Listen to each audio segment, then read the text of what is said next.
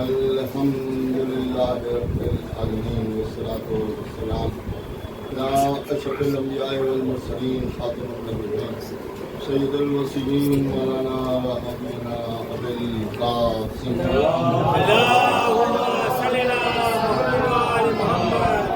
محمد الطيبين الطاهرين المعصومين المنصورين سلامة الله على آبائهم وقتلتهم ومنكر وفضائلهم ومصائبهم وطهارتهم وجلالتهم وشجاعتهم وعظمتهم وولايتهم وأكشهم أجمعين من يومنا هذا إلى يوم الدين أما بعد قال الله سبحانه تبارك وتعالى في كتابه الكريم والفرقان الحكيم والقرآن الكريم وقوله الحق بسم الله الرحمن الرحيم الف لام میم ذلك الكتاب لا ريب فيه هدى للمتقين الذين يؤمنون بالغيب ويقيمون الصلاة ومما رزقناهم ينفقون اللهم صل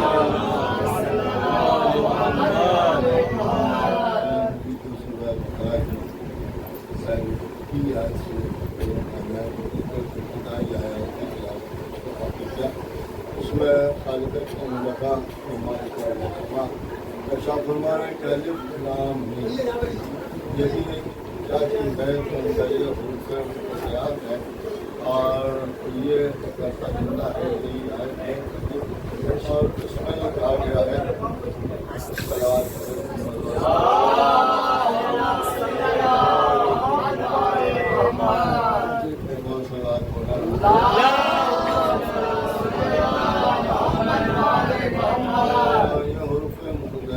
اور اس کے معنی کسی کو نہیں قرآن شروع ہی ہو رہا ہے الف لام میم اور جب الف لام میم بیان کیا جا رہا ہے تو اس کا مطلب کیا ہے کہ ان کا صاحب اس کے معنی بتائیے تب اس کے معنی جب پوچھے کہ بڑے بڑے علماء خاموش ہے اور وہ یہ کہہ رہے ہیں کہ صاحب اس کے معنی سے پنجابی کے لیے اس کا مقصد یہ ہے کہ کوئی نہیں جانتا کہ الف لام میم کیا ہے اگر ہم علماء سے پوچھیں کہ جب معنی نہیں سمجھ میں آ رہے ہیں تو اس کا مقصد ہی نہیں سمجھ میں آ رہا ہے ان کا سب معنی ہی نہیں سمجھے ہیں تو مقصد کیا سمجھیں گے اس کا مطلب یہ ہوا کہ پہچانی آپ کو ہے کہ جو ہماری سمجھ ہی میں نہیں آ رہی ہے تو ہم پوچھیں گے کہ بھائی جب سمجھ میں نہیں آ رہی ہے تو یہ قرآن میں ہے کیوں اسے قرآن سے ان کا صاحب ہٹا بھی نہیں سکتے اس سے کیا فائدہ ہے قرآن تو فائدے والی چیز ہے جب فائدے والی چیز ہے تو وہاں کے پر ایسی آیات بھی ہیں جو سمجھ ہی نہیں پا رہے ہیں تو جب سمجھ ہی نہیں رہے ہیں تو فائدہ کیا اٹھائیں گے ان کا صاحب فائدہ اٹھائیں یا نہ اٹھائیں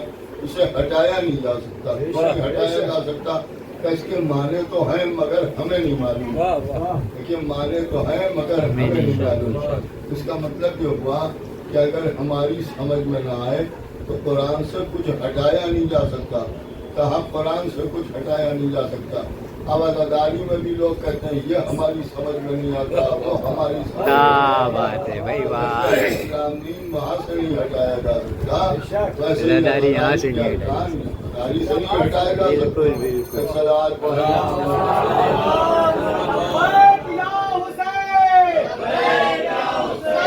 اب اس بات ہے کہ اس کے بعد کہا جا رہا ہے کہ کتاب جو کتاب ہے کہ جس میں کوئی ریب نہیں کوئی شک نہیں ہے کوئی شبہ نہیں اس کا مطلب یہ ہے کہ قرآن یقین والی کتاب ہے شک والی کتاب نہیں لہٰذا ہر شکی کو قرآن سے دور رہنا چاہیے جسے بار بار سبحان اللہ سبحان اللہ کوئی بھی کتاب پڑھے قرآن کے قریب نہ آئے اس لیے کہ اس میں شک کی کوئی گنجائش نہیں اور سوال یہ پتا ہوتا ہے بھائی شک ہوگا اگر کس بات میں شک بہت طلب ہے ان کا سب شک ہوا تو کسی بھی مسئلے میں شک ہوا ان کا سب چیز پڑھی یا نہیں پڑھی اور پاک ہے یا نہیں پاک ہے اس طرح سے شک ہوتا ہے انسان تو یہی معاملہ یہاں بھی آپ سمجھیں کہ اب قرآن میں شک تو قرآن میں شک ہے تو کیسے شک ہوگی کیا اس بات پہ شک ہوگا کہ سورہ بقرہ قرآن میں ہے یا نہیں ہے سورہ ہم قرآن میں لکھا ہوا ہے یا نہیں ہے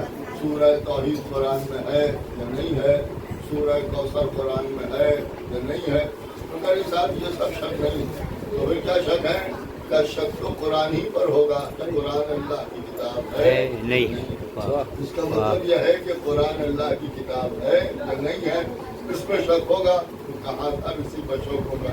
اللہ کہہ رہا ہے اس میں شک نہیں ہے، اس کا مطلب یہ ہے کہ کوئی شک نہیں کر سکتا کہ یہ اللہ کی کتاب ہے یا نہیں ہے۔ تو مسلمانوں نے کہا ہمیں شک نہیں ہے بلکہ ہمیں یقین ہے۔ کیا یقین ہے؟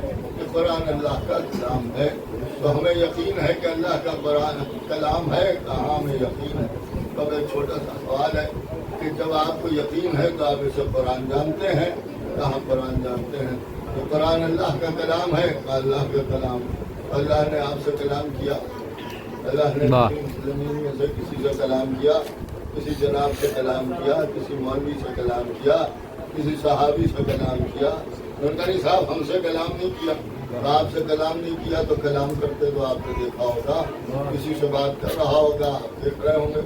نہیں صاحب ایسا بھی نہیں ہوا، آپ نے کلام کرتے دیکھا بھی نہیں، نہ آپ سے کلام کیا اس نے اور نہ آپ نے اسے کلام کرتے ہوئے دیکھا، تو پھر کیسے مانا؟ ان کا صاحب یہ قرآن جو ہے یہ رسول اللہ پر نازل ہوا، تو جب رسول اللہ سے بات ہو رہی تھی آپ نے دیکھا تھا کہ اللہ جو ہے رسول اللہ سے بات کر رہا ہے؟ ان کا نہیں صاحب ہم نے وہ بھی نہیں دیکھا۔ تو اللہ نے جبریل کے ہاتھ بھیجا تھا اور جبریل لا کے رسول اللہ تک پہنچا دیا۔ تو آپ نے جبریل کو رسول اللہ سے کلام کرتے ہوئے دیکھا؟ نہیں صاحب نہیں دیکھا۔ جب دیکھا ہی نہیں تو مانا کیسے؟ سوچنے کی بات ہے، کیسے مانا؟ کہ عجیب و غریب لوگ ہیں، کلام غائب ہو جائے تو آپ کی سمجھ میں آ جائے اور امام غائب ہو جائے تو کیا بات ہے، زندہ باد زندہ باد، واہ واہ واہ واہ واہ واہ۔ کرتے ہوئے نہیں دیکھا۔ جبریل ہمارے گھر میں نہیں آئے، جبریل ہماری بازو میں نہیں آئے، جبریل کسی مسلمان کے پاس نہیں گئے، جبریل کسی صحابی کے پاس نہیں گئے، جبریل گئے تو رسول اللہ کے پاس گئے۔ اب رسول اللہ کے پاس بھی جاتے ہوئے دیکھا نہیں کسی نے۔ رسول اللہ نے فرمایا جبریل آئے تھے، یہ آیت سنائی، جبریل آئے تھے، یہ سورہ لے کے آئے تھے، تو رسول اللہ ہی نے تو بتایا نا۔ تو کہا ہاں رسول نے بتایا۔ تو آپ کی کیسے سمجھ میں آیا کہ یہ قرآن ہے؟ تو رسول نے کہا کہ یہ قرآن ہے، رسول نے ہمیں سنایا کہ یہ قرآن ہے۔ اب یہاں کے اوپر آپ غور کریں کہ کیا خالی قرآن ہی رسول سناتے رہے، کچھ اور نہیں سنایا؟ کیا خالی یہی آیتیں سنائی؟ میں کہا نہیں صاحب ایسی بات نہیں ہے، بلکہ رسول اللہ کی زبان سے ہم نے حدیثیں بھی سنی ہیں، قرآن بھی سنا ہے، حدیثیں بھی سنی ہیں۔ تو پہچانا کیسے کہ یہ حدیث ہے، یہ قرآن ہے؟ یہ بھی تو سوال پیدا ہوگا۔ آپ کو تو کچھ معلوم نہیں تھا، کہ ہمیں کیا معلوم تھا؟ آپ نے تو کلمہ بھی نہیں پڑھا تھا۔ تو جب آپ کو کچھ پتہ ہی نہیں تھا تو آپ نے کیسے سمجھ لیا کہ یہ قرآن ہے، یہ حدیث ہے؟ تو کہا رسول اللہ نے جسے قرآن کہا اسے قرآن مان لیا، رسول نے جسے حدیث کہا اسے حدیث مان لیا۔ اس کا مطلب یہ ہے کہ ہمیں کچھ نہیں پتا، ہم نرے جاہل تھے۔ رسول اللہ نے کہا یہ قرآن ہے سن لو، ہم نے سمجھ لیا کہ یہ قرآن ہے۔ رسول نے کہا یہ حدیث ہے میری سن لو، تو ہم نے اسے حدیث مان لیا۔ آپ غور کر رہے ہیں، ورنہ نہ ہمیں قرآن کی تمیز تھی نہ ہمیں حدیث کی تمیز تھی۔ ہم کیا جانے کہ قرآن کیا ہے، حدیث کیا ہے؟ رسول نے کہا یہ قرآن، تو ہم نے قرآن مان لیا۔ اور رسول نے کہا یہ حدیث، تو ہم نے حدیث مان لی۔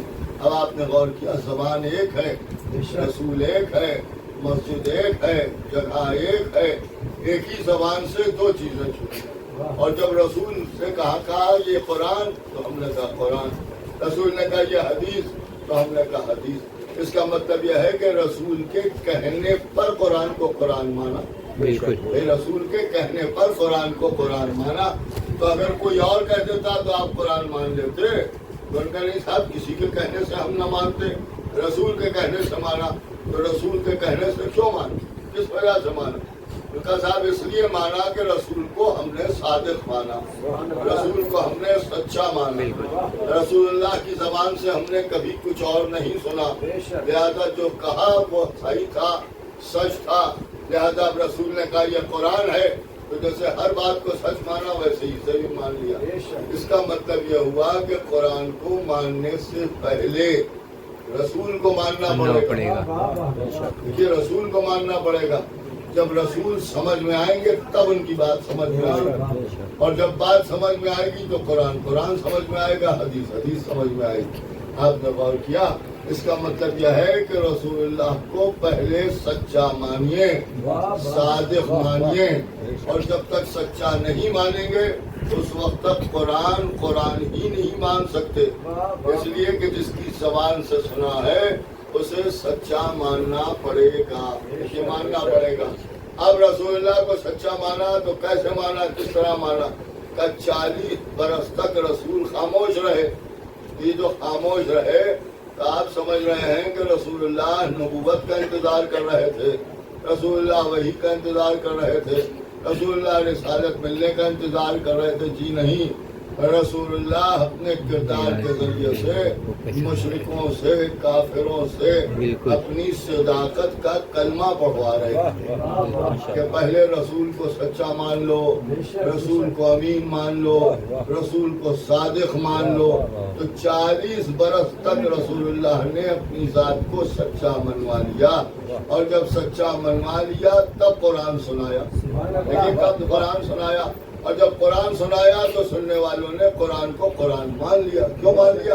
اس لیے کہ رسول نے سنایا تھا۔ آپ نے غور کیا؟ رسول نے سنایا تھا۔ اس کا مطلب یہ ہے کہ قرآن میں شک نہیں ہے۔ یہ ماننے کے لیے پہلے یہ ماننا پڑے گا کہ رسول میں شک نہیں ہے۔ واہ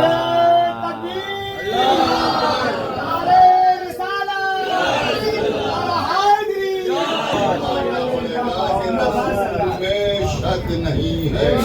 جب تک رسول وہ بے شک نہ مانیں گے، لا ریب نہ مانیں گے، اس وقت تک قرآن لا ریب سمجھ میں نہیں آئے گا۔ اور کیا اب یہاں پر سب نے سچا مانا، امین مانا، صادق مانا، کہا مانا؟ تب کس حد تک مانا؟ جو ان لوگوں نے جنہوں نے اللہ کو نہیں مانا، انہیں نے رسول اللہ کو مانا، سچا مانا۔ اب مانا تو کیسے مانا؟ تو رسول اللہ نے سب کو جمع کیا، سب جمع ہو گئے۔ جب سب جمع ہو گئے اس پہاڑ کے سامنے لے گئے، اس کے بعد فرمایا کہ تمہاری نظر میں کیا ہوں؟ انہوں نے کہا آپ سچے ہیں، آپ صدیق ہیں، آپ امین ہیں، کیا کہنا آپ کا؟ اس لیے کہ آپ صادق ہیں۔ رسول اللہ نے فرمایا کیوں مانا؟ کہ اس لیے مانا کہ آپ کی زبان سے کبھی کوئی غلط بات نہیں سنی، جب آپ نے جو کہا وہ سچ نکلا، لہذا آپ جو کہتے ہیں وہی سچ ہوتا ہے۔ رسول اللہ نے فرمایا کہ اگر میں کچھ کہوں تو شک تو نہیں کرو گے؟ تو کوئی سوال ہی نہیں پیدا ہوتا کہ ہم شک کریں۔ اب رسول اللہ نے فرمایا اگر میں یہ کہہ دوں کہ اس پہاڑ کے پیچھے ایک بہت بڑا لشکر ہے جو تم پر حملہ کرنے والا ہے، تو تم مانو گے، یقین کرو گے؟ بس جیسے ہی کہا ویسے ہی لوگوں نے تلواریں نکال لی، نیزے نکال لیے، اور کہا جب آپ نے کہا ہے تو لشکر آ رہا ہے، ہمیں یقین ہے، کیا میرے اوپر شک نہیں ہے؟ کا شک نہیں ہے۔ اب آپ نے غور فرمایا، اس کا مطلب یہ ہے کہ یہ کافر تھے، مشرک تھے، بت پرست تھے، مگر رسالت میں شک نہیں کیا، یہ شک نہیں کر رہے تھے۔ اگر رسالت میں شک ہو جاتا تو قرآن میں بھی شک ہو جاتا، یہ قرآن میں بھی شک ہو جاتا، لیکن رسول اللہ پر شک نہیں کیا۔ تب ایک بات سمجھ میں آئی کہ جو کلمہ نہیں پڑھ رہے تھے انہی نے تو رسالت میں شک نہیں کیا۔ کیا بات ہے! کیسے تھے جو کلمہ پڑھ کے رسالت میں شک کرتے تھے؟ زندہ باد زندہ باد۔ جتنا بڑا شک آج ہوا اتنا تب کبھی نہیں ہوا۔ اس کا مطلب یہ ہوا کہ شک تو برابر ہوتے رہتے تھے، اس دن کچھ بڑا شک ہو گیا، کچھ زیادہ شک ہو گیا۔ واہ واہ اب آپ غور فرما رہے ہیں تو کافروں کو، مشرکوں کو بھی رسالت میں شک نہیں ہوا۔ اب جو شک کر رہا ہے تو وہ تو ہماری نظر میں کافروں، مشرکوں سے بدتر ہے۔ بے شک صلوات پڑھیں اور یہی حقیقت ہے۔ اس لیے کہ قرآن کو سمجھنے کے لیے، ماننے کے لیے پہلے رسول کو ماننا پڑے۔ اگر آپ سسٹم کو دیکھیں تو یہ مسلمان ہم سے کہتے ہیں پہلے یہ ہے، پہلے وہ ہے، پہلے قرآن اور پہلے وحدانیت اور پہلے نماز اور پھر روزہ اور پھر حج، ایک سلسلہ نے بنا رکھا ہے۔ لیکن جب ہم تاریخ پڑھتے ہیں تو ہمیں تو یہی ملتا ہے کہ رسول اللہ نے پہلے اپنی صداقت کا کلمہ پڑھوایا، پھر اللہ کی وحدانیت کا کلمہ پڑھوایا۔ بے شک اللہم صلی علی۔ اور جب رسول اللہ کو مان لیا تب قرآن کو مانو۔ بے شک اس سے ایک بات یہ بھی سمجھ میں آتی ہے کہ کہ جس کی سمجھ میں رسالت نہیں آتی، جسے رسالت میں شک ہو جاتا ہے، اسے قرآن کو کافی کہنے کا تو حق ہی نہیں ہے۔ بے شک بھائی، واہ واہ واہ واہ واہ واہ، زندہ باد زندہ باد۔ ایک اور سلوات بھیجیں۔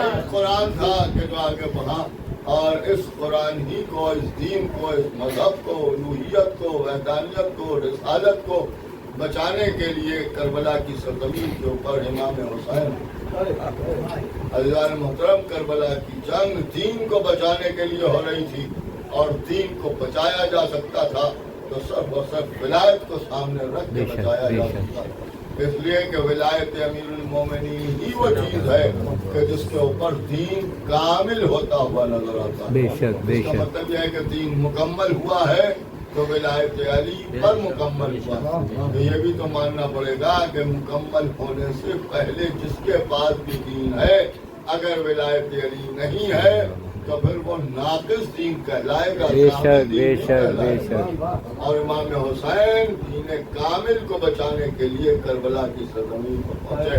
عزیزو، آج 7ویں محرم ہے، 7ویں محرم تاریخ ہے کہ جس تاریخ میں کربلا کی سرزمین کے اوپر امام حسین کے چھوٹے چھوٹے بچے صدائے الاتش بلند کر رہے ہیں۔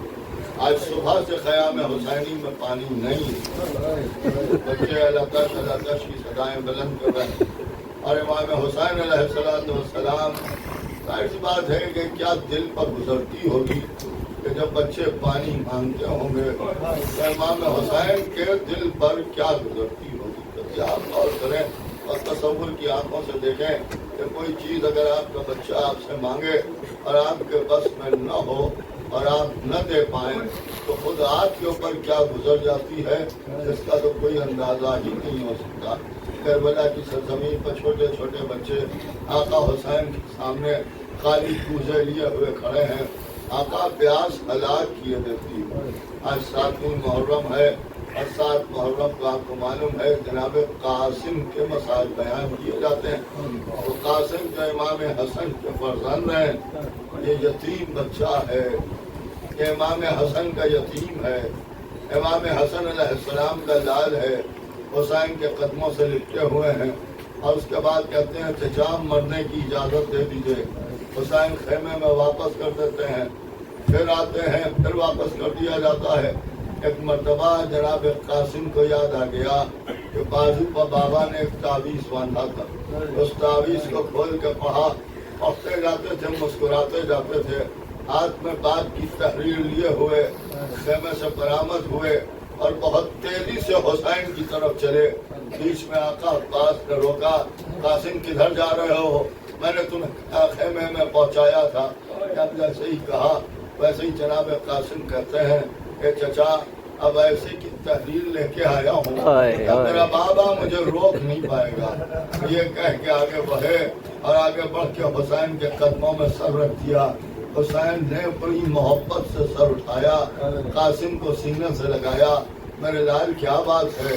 کہا بابا چاچا، اور میں ایک ایسی سفارش لے کے آیا ہوں کہ جسے آپ کبھی ترک نہ کریں گے۔ میرے لال کیا لے آئے؟ بس یہ کہنا تھا کہ جناب قاسم نے وہ خط پیش کر دیا۔ حسین نے خط دیکھا، تڑپ تڑپ کے آنکھوں سے آنسو بہائے، پڑھتے جاتے تھے، روتے جاتے تھے۔ میرے لال قاسم جیسا چاہو، آواز دی عباس گھوڑا لے آؤ۔ ابو الفضل عباس گھوڑا لے کے آئے۔ آگے بڑھ کے حسین نے خود اپنے ہاتھوں سے جناب قاسم کو گھوڑے پر سوار کیا اور فرمایا کہ جاؤ میرے لال قاسم سے دھارو۔ قاسم چلتے چلتے کہتے ہیں چچا میری جنگ دیکھتے رہیے گا۔ پھر آقا عباس کی طرف مڑے اور مڑ کے کہا چچا عباس ذرا میری جنگ کا انداز دیکھتے رہیے گا۔ ابو الفضل عباس نے آگے بڑھ کے پیشانی کو بوسہ دیا اور اس کے بعد فرمایا کہ میرے لال سے دھارو۔ تو اتنا کہنا تھا کہ قاسم نے گھوڑا آگے بڑھا دیا، فوجوں پر حملہ کیا، بہتوں کو واصل جہنم کیا۔ کچھ دیر کے بعد وہ وقت بھی آ گیا जब कासिम घोड़े पर डगमगाने लगे, सर मुबारक पर एक गोश्त पड़ा, बच्चा घोड़े से जमीन पर आ गया। एक तरफ से अब्बास दौड़े, हुसैन दौड़े, लेकिन वहाँ आलम यह था कि कासिम को जिंदगी में पामाल किया जा रहा था। एक टांग घोड़े की पेशानी पर पड़ी, दूसरी सीने पर पड़ी। बच्चा तड़प तड़प के कहता था, चचा मदद को आओ। अब जो हुसैन पहुंचे तो लाश के टुकड़े टुकड़े हो गए थे। अबा का दामन जमीन पर फैला दिया, लाश के टुकड़ों को समेटा, आवाज दी, ए मेरे कासिम, मेरे आने में देर हो गई और तुम्हें टुकड़े टुकड़े कर दिया गया। वाह मुसलमान।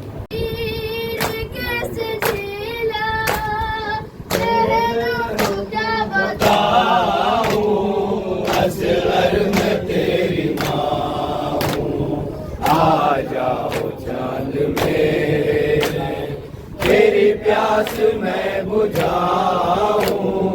असगर में तेरी माँ हूँ।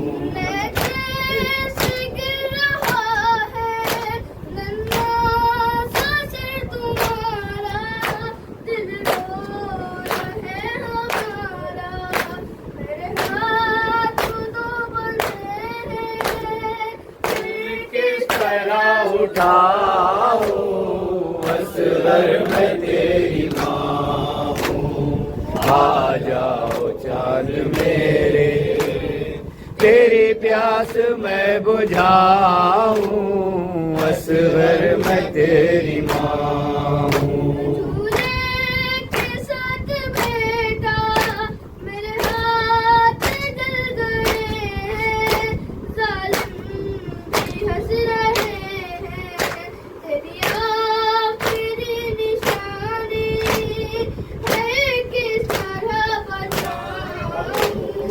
असगर में तेरी माँ हूँ, आ जाओ चांद मेरे, तेरी प्यास मैं बुझाऊं। असगर में तेरी माँ हूँ। जब रात होगी रंग में हो जाएगा अंधेरा, डरना नहीं है बेटा, तारीख कहेगी तुमसे, हाँ मैं तुझे सुलाऊं। असगर में तेरी माँ साथ में पढ़ना हमको याद नहीं। तेरी प्यास असगर में तेरी माँ हूँ। रात को हमेशा सुनते थे माँ से लोरी, अब नींद आती होगी फिर गोद में लिटा कर। नादे अली सुनाऊं। असगर में तेरी माँ हूँ। बन के दिन आशूर का ज़ैनब पे आया क़यामत बन के दिन आशूर का ज़ैनब पे आया है। कातिलों के दरमियां सहरा का जाया है। क़यामत बल के दिन आशूर का ज़ैनब पे आया है। क़यामत बल के दिन आशूर का ज़ैनब पे आया है। बेकस उठा टुकड़े लाश कासिम के शहे बेकस उठा लाए टुकड़े लाश कासिम के। तड़प कर माल हर टुकड़े اڑا کرے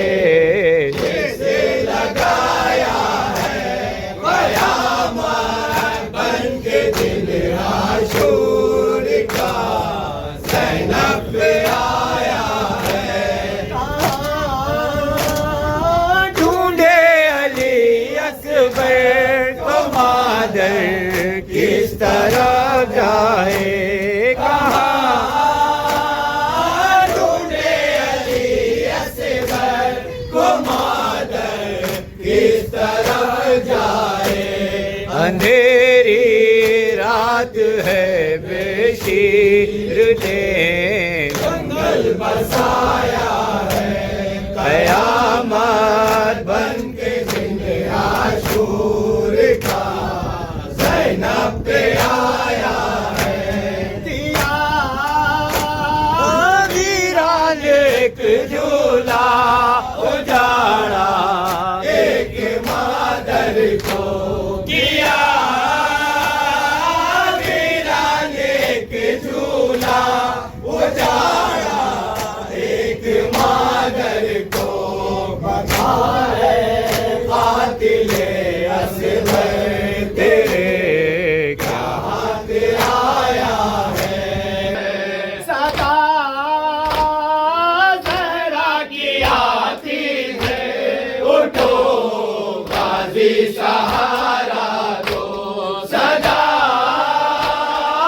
زہرا کی آتی ہے اٹھو غازی سہارا دو میرے بیٹے نے تنہا لاشے اکبر اٹھایا ہے قیامت بن کے دن حسین امام حسین کربلا میں جا بنا ابن حسن دولہا سلامی کربلا میں جا بنا ابن حسن دولہا جو دیکھا عارسی مسر بہت روئے دلہن دولہا جو دیکھا عارسی